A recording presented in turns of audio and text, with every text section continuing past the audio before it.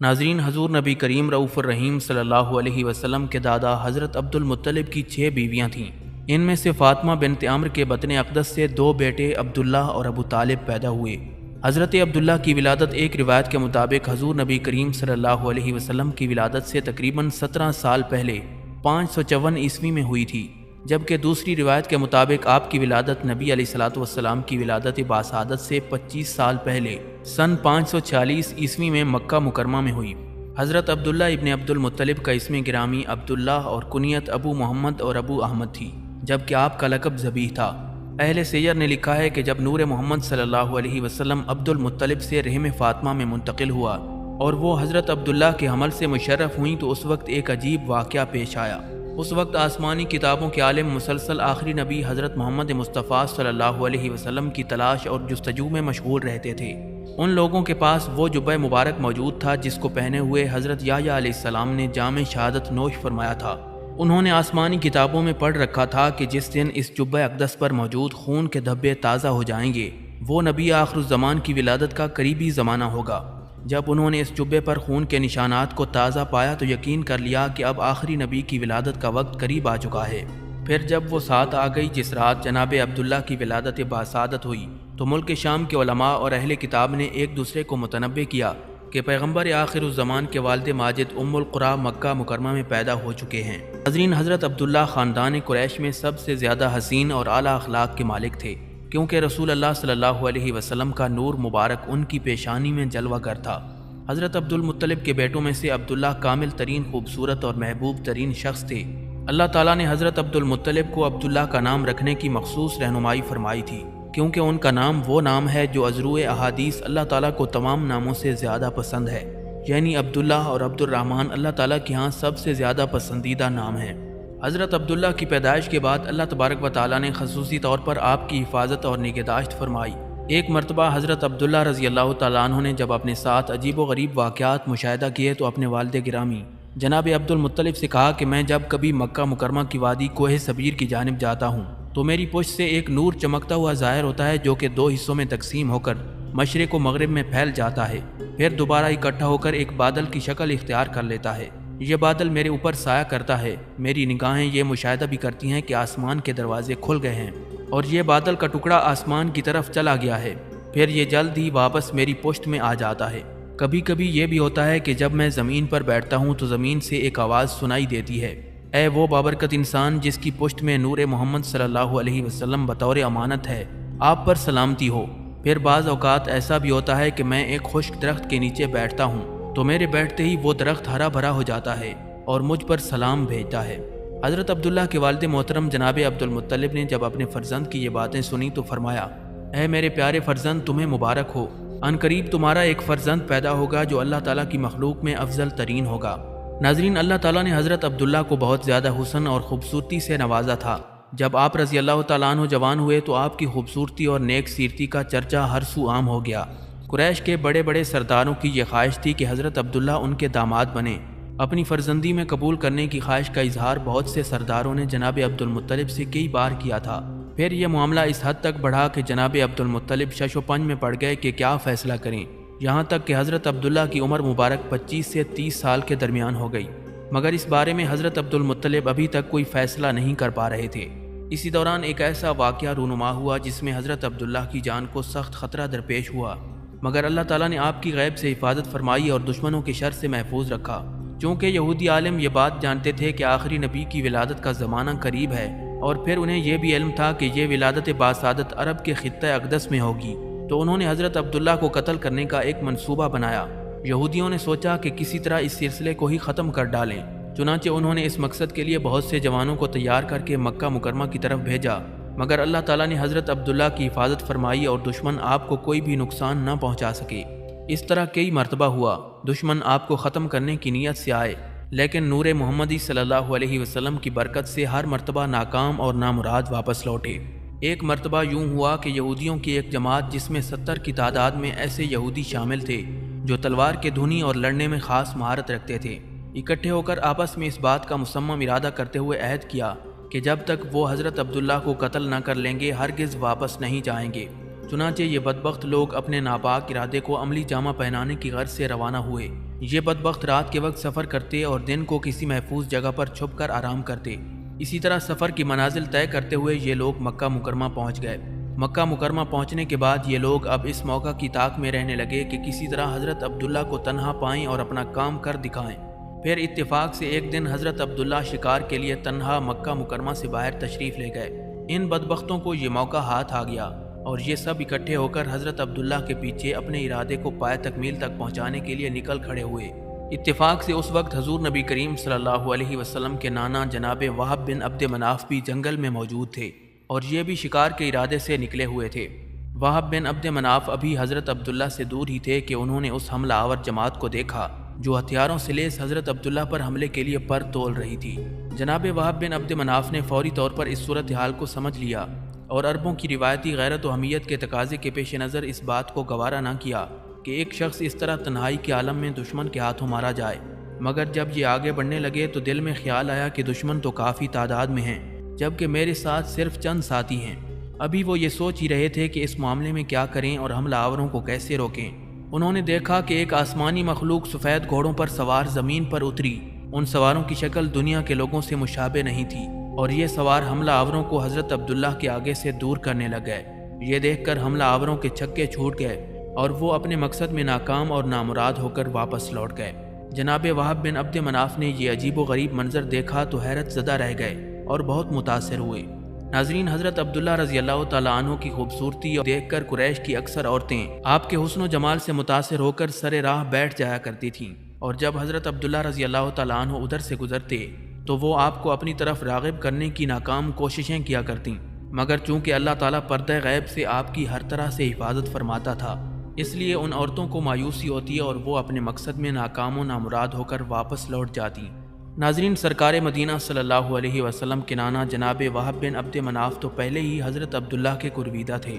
اب جو انہوں نے یہ حیران کن منظر دیکھا تو ان کے دل میں حضرت عبداللہ رضی اللہ تعالیٰ عنہ کی قدر و منزلت مزید بڑھ گئی۔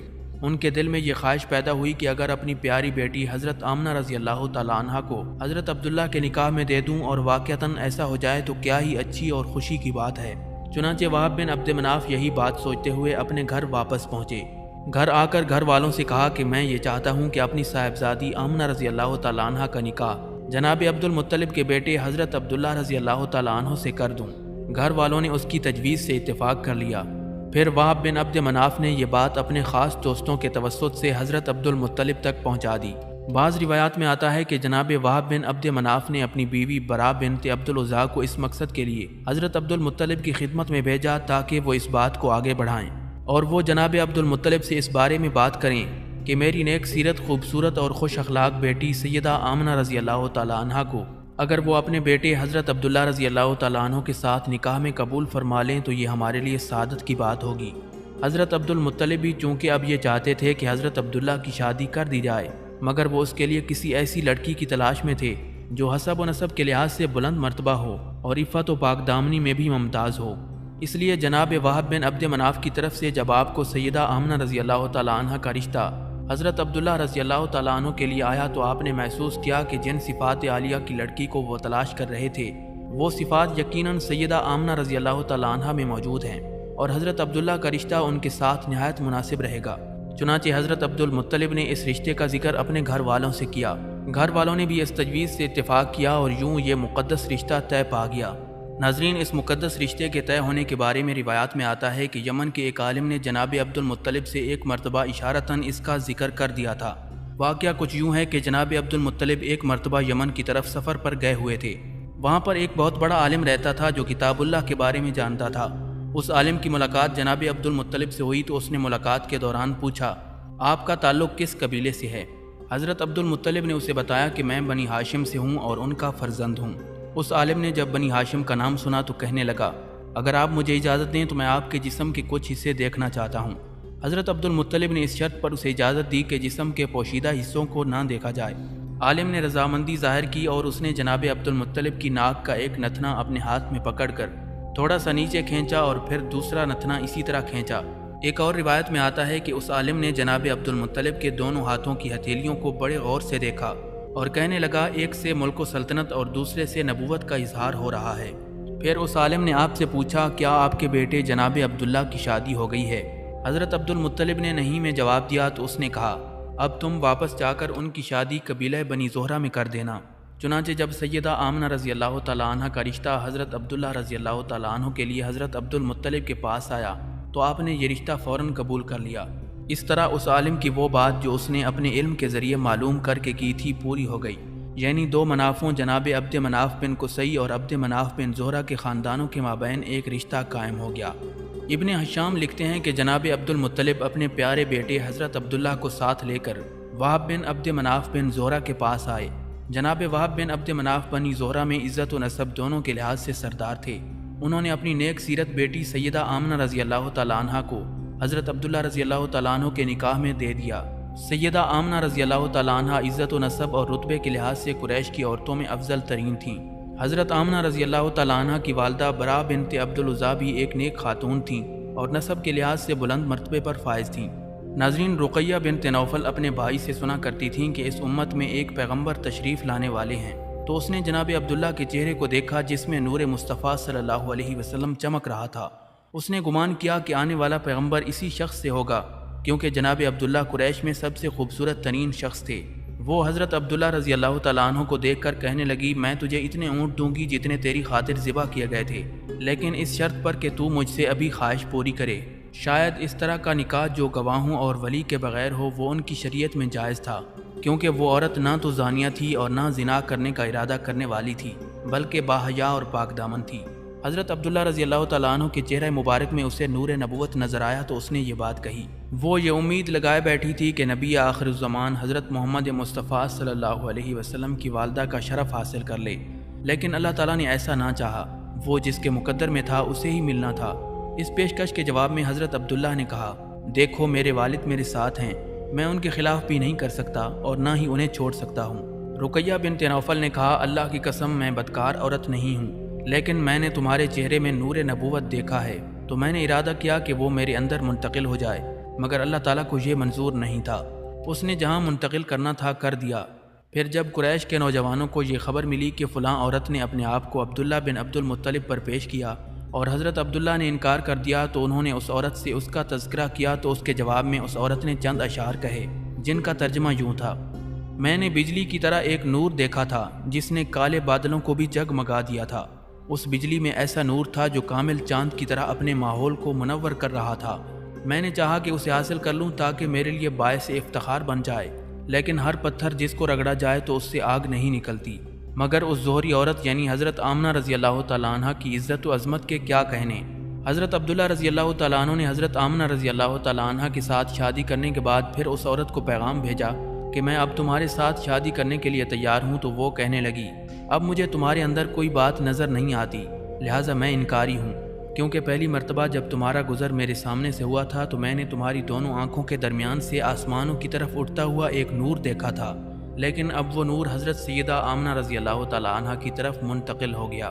حضرت عبداللہ رضی اللہ تعالیٰ عنہ نے سیدہ آمنہ رضی اللہ تعالیٰ عنہ سے پوچھا تو انہوں نے فرمایا کہ میں ایک ایسے بچے کی ماں بننے والی ہوں جو روئے زمین پر اپنا ثانی نہیں رکھتا۔ ناظرین، اسی طرح اور بھی بہت سی عورتوں نے حضرت عبداللہ کو ورغلانے کی کوشش کی، مگر آپ ثابت قدم رہے اور اپنی پاک دامنی پر حرف نہ آنے دیا۔ روایات میں ایک اور واقعہ اسی طرح کا آتا ہے کہ ایک عورت جو بڑی خوبصورت اور خوب مالدار تھی، علم بھی جانتی تھی، اس نے نور محمدی صلی اللہ علیہ وسلم کے ظہور کا حساب لگا کر معلوم کر لیا کہ جناب عبد المطلب کی اولاد سے ایک ہستی کا ظہور ہوگا جس کی وجہ سے اللہ تعالیٰ کا دین حق پوری دنیا میں پھیل جائے گا۔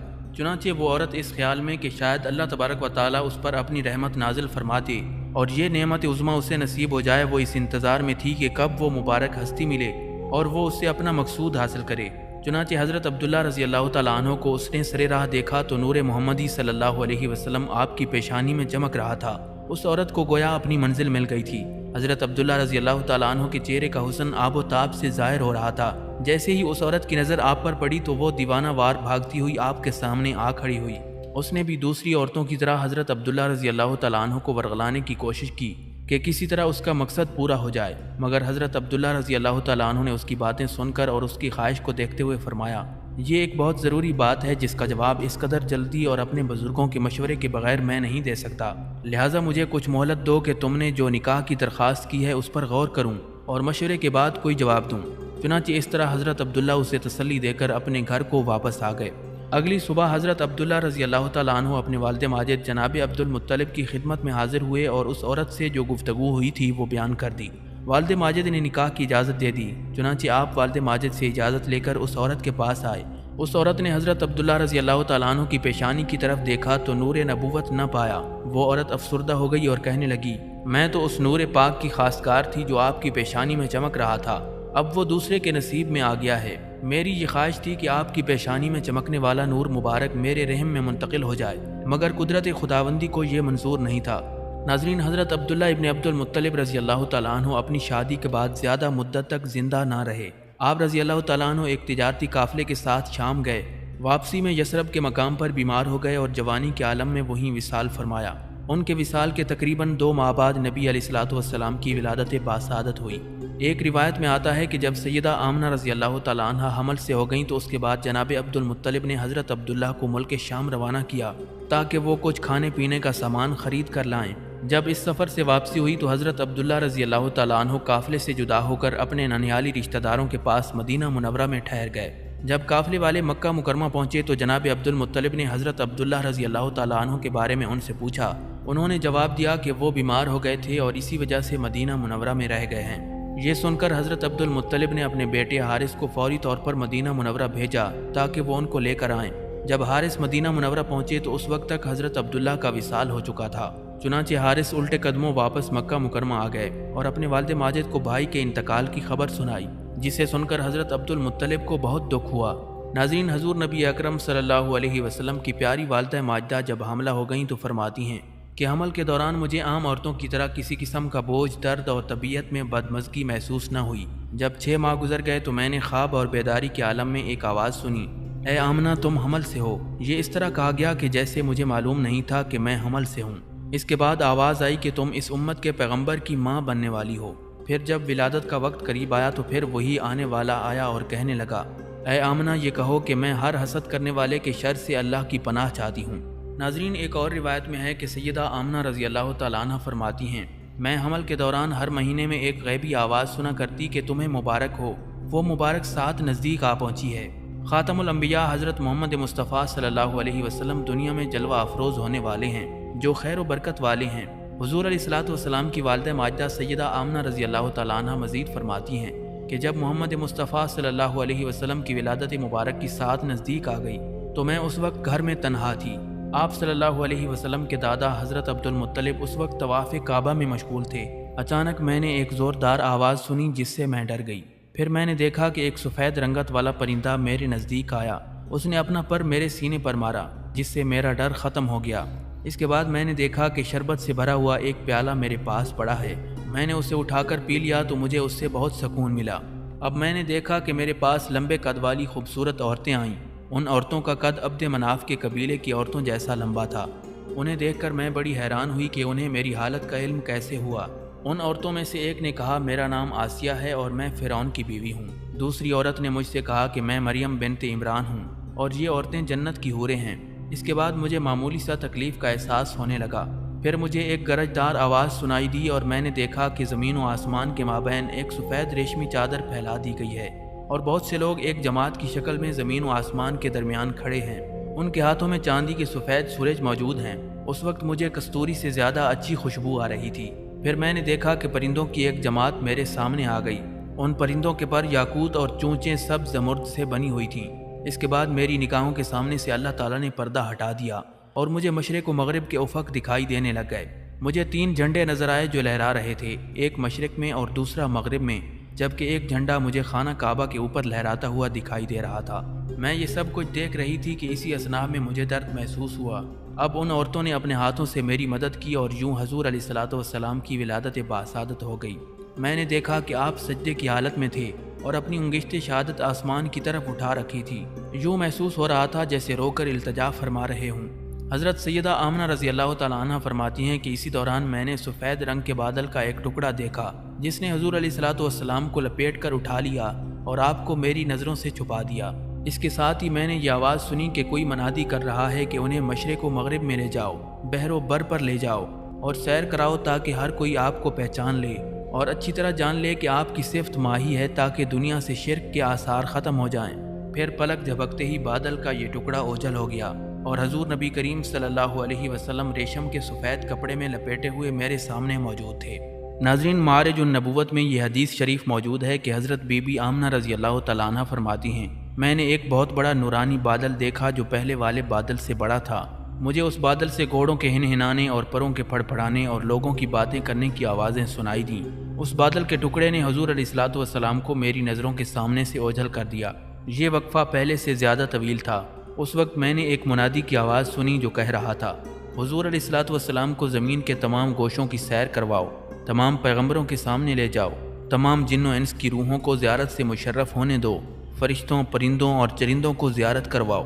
اس بچے کو حضرت آدم علیہ السلام کے اخلاق و اوصاف، حضرت شیث علیہ السلام کی معرفت، حضرت نوح علیہ السلام کی رقت و شجاعت، حضرت ابراہیم علیہ السلام کی خلت، حضرت اسماعیل علیہ السلام کی فصاحت و بلاغت، حضرت اسحاق علیہ السلام کی رضا، حضرت صالح علیہ السلام کی فصاحت، حضرت لوط علیہ السلام کی حکمت، حضرت یعقوب علیہ السلام کی بشارت، حضرت ایوب علیہ السلام کا صبر، حضرت یوسف علیہ السلام کا حسن و جمال، حضرت داؤد علیہ السلام کی خوش الہانی، حضرت یوشع علیہ السلام کا جہاد، حضرت دانیال علیہ السلام کی محبت، حضرت الیاس علیہ السلام کا وقار، حضرت یوسف علیہ السلام کی اطاعت، حضرت عیسیٰ علیہ السلام کی عصمت و زہد اور حضرت عیسیٰ علیہ السلام کا کرم دے دو۔ تمام انبیاء کرام علیہم السلام کے اخلاق عالیہ کو یکجا کر کے فطرت مصطفیٰ صلی اللہ علیہ وسلم میں رکھ دو۔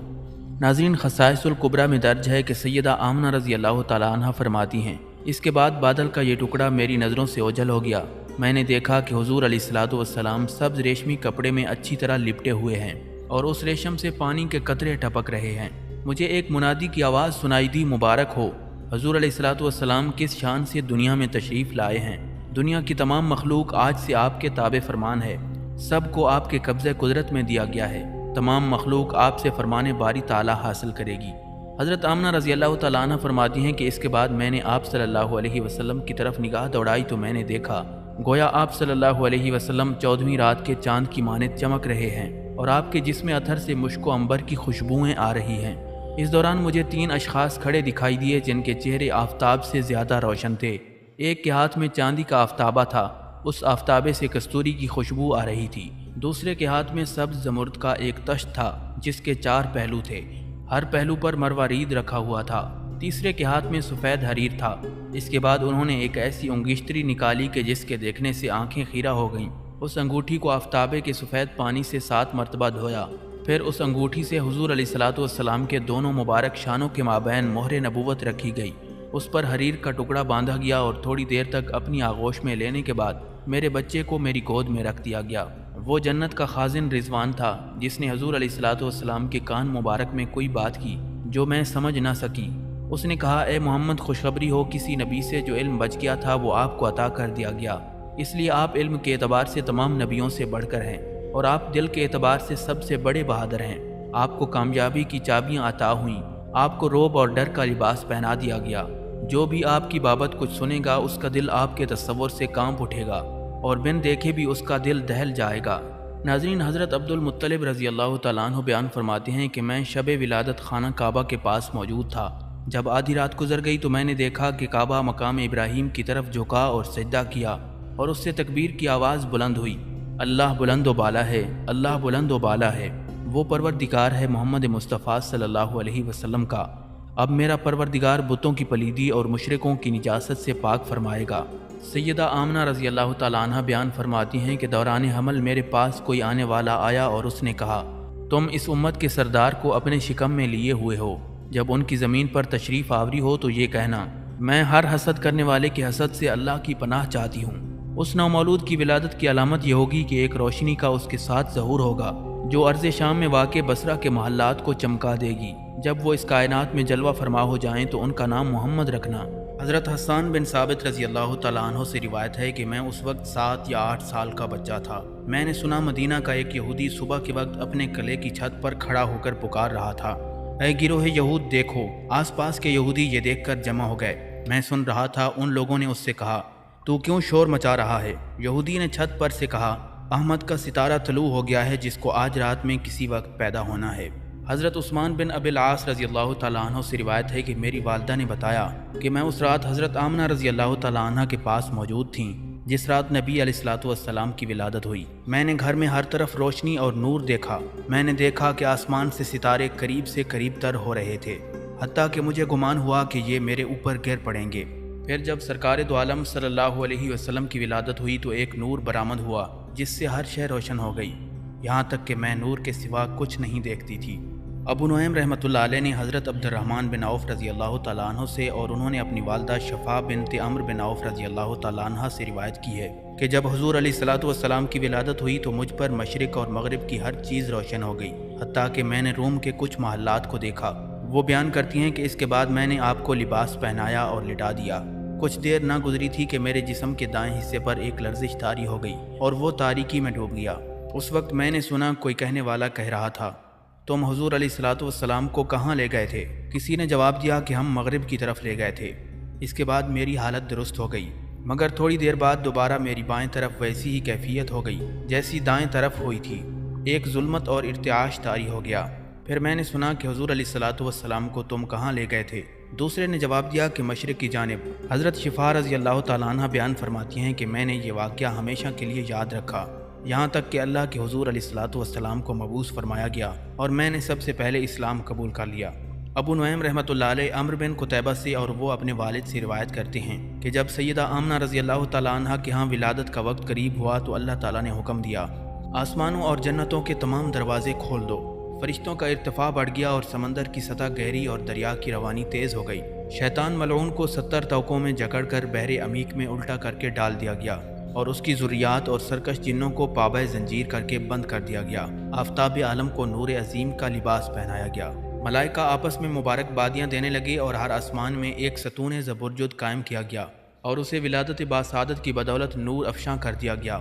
آسمانوں میں یہ ستون مشہور و معروف ہیں اور معراج کے سفر آسمانی میں رسول اللہ صلی اللہ علیہ وسلم نے انہیں دیکھا اور فرمایا، یہ ستون میری ولادت کی خوشی میں قائم کیے گئے۔ اور جس رات سید الانبیاء صلی اللہ علیہ وسلم کی ولادت باسعادت ہوئی تو اللہ تعالیٰ نے حوض کوثر کے کناروں پر مشک ازخر سے معطر 70,000 درخت اگائے اور ان کے پھلوں کی خوشبو کو اہل جنت کے بخور بنا دیا۔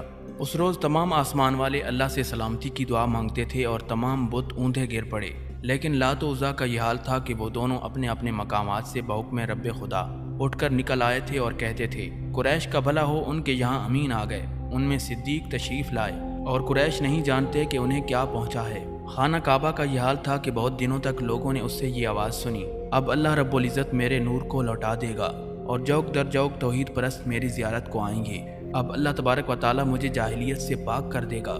اے عزا تو ہلاک ہو گیا، اور یوں 3 شب و روز تک بیت اللہ کا زلزلہ نہ رکا۔